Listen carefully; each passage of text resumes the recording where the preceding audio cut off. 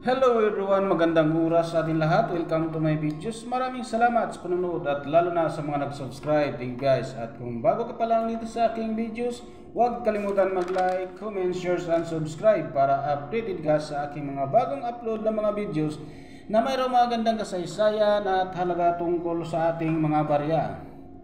Guys, ito yung 5 cents ng Australia na si Queen Elizabeth II. Mayroong taon na 1966. Second portrait ito guys. So bago tayo magpunta guys doon sa ating selling online guys sa eBay, tapusin muna natin guys ang kanyang features dahil napaka-importante rin na malaman din natin ang tungkol dito sa baryang ito guys ng Australia, ang 5 cents na 1966 dahil umabot ito guys ng 308,498 pesos and 90 centavos. So ngayon guys, tapusin mo natin ang kanyang features para malaman din natin at aware tayo sa ating mga nalalaman na mga impormasyon tungkol dito sa baryang ito guys ng Australia, ang 5 cents Australian Elizabeth II second portrait at mayroong taon na 1966. Ito yung features niya guys. Ang issuer nito ay Australia. At si Queen Elizabeth II from 1952 hanggang 2022. Dahil nag-pass away na siya noong 2022. So ang type naman ito ay standard circulation coin. Mayroon siyang taon na 1966 hanggang 1984. Ang value naman ito ay 5 cents. Sa Pilipinas guys ay nagkakaroon ito ng 1 piso and 91 centavos. Ang currency naman ito guys ay dollar. Mayroong taon na 1966. Composition ito guys ay copper, nickel. 75% ang kanyang copper at mayroon ding 25% na nickel. At ang timbang nito guys ay umabot lang ng 2.83 grams. Ang diameter naman ay 19.41 mm. At ang kanyang thickness ay 1.3 mm. At mayroon siyang shape na round. At ang kanyang technique naman ay mild. Ang kanyang orientation ay middle alignment. Mayroon din siyang number na A number 70. Kanyang reference number naman ay KM number 64. At ang kanyang shoe number ay 51. So ito yung ating overs guys. Ang second portrait of Queen Elizabeth II, facing right, wearing the girls of Great Britain and Ireland tiara. Meron din siyang script na Latin. At ang kanyang lettering na Elizabeth II, Australia, 1966. Ang designer nito guys sa kanyang overs ay si Arnold Machine. At dito naman tayo guys sa kanyang reverse guys. Ang likuran, ang short beaked echidnas or spiny anteaters or touchy glossos Aculeatus and denomination and 5 cents. Designer si Mark Below. Designer Mark Below. Mayroon siyang script na Latin at ang kanyang lettering din 5 is D. Designer si Stuart Devlin. Ang kanyang age naman ay rated. At ang kanyang mints din guys ay Royal Australian Mint. At Mint Canberra, Australia, 1965 ang kanyang date. Ang Royal Canadian Mint naman ng Winnipeg, Canada ay 1976 ang kanyang date. Ang Royal Canadian Mint Tower Hill, London, United Kingdom, 1810 hanggang 1975 ang kanyang date. Ang Royal Mint natin ay Lantrisan, United Kingdom, 1968.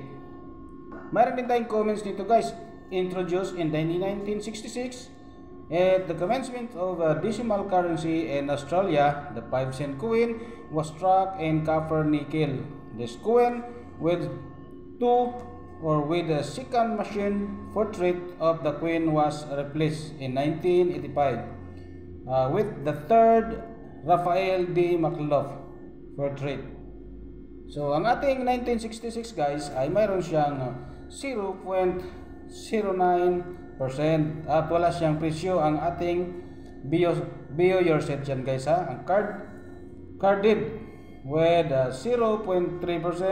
Ang kanyang uncirculated ay 260 pesos sa ating Bio Your Set na carded sa ating 1966 na 5 cents. Meron siyang uncirculated na 260 pesos dahil ang kanyang mintage ay umabot ng 77,250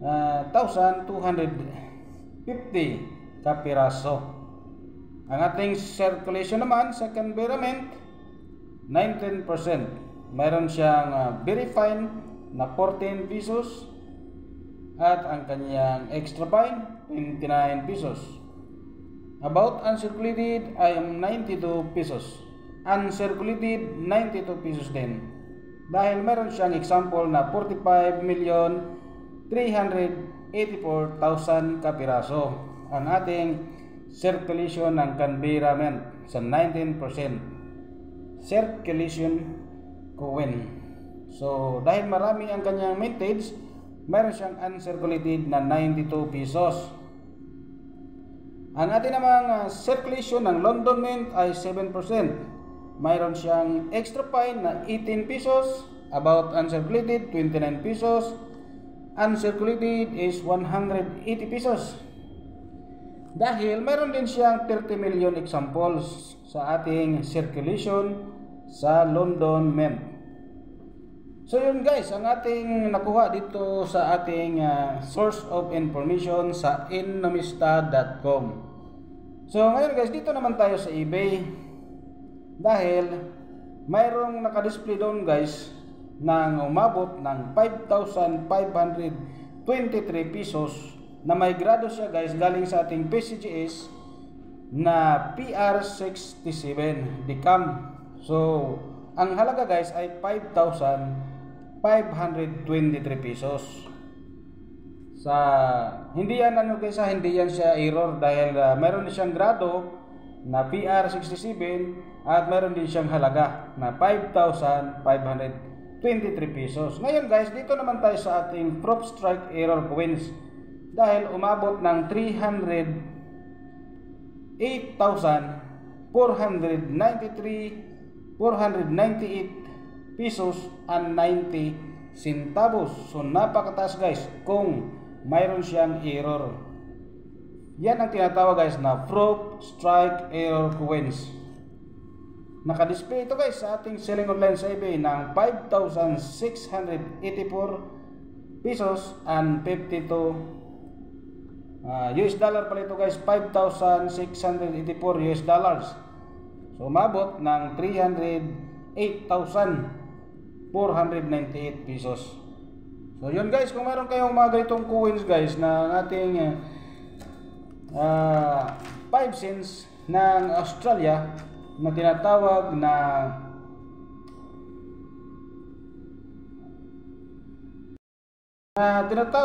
Wicked Echidnas or Spiny Anteaters ay napakamahal talaga guys. So kailangan lang natin ingatan ang ating mga coins na katulad nito guys ng 5 cents ng Australia. So yun guys, maraming salamat guys sa panonood at God bless sa ating lahat.